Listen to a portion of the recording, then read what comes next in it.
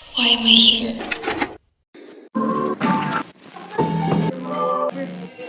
I'm Venace Avionna from Comm 1-2. Studying arts and design in senior high, I surrounded myself with art but ultimately fell in love with performing arts.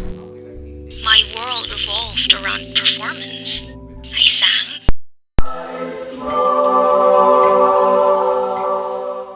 wrote and directed, Kahit walang tumama sa mukha mo, ganun. and acted in plays and films.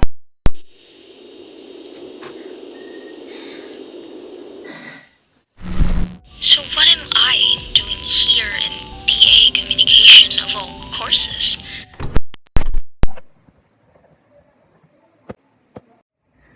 To be completely honest, apart from my junior high campus journalism foundation, I am still trying to figure it out.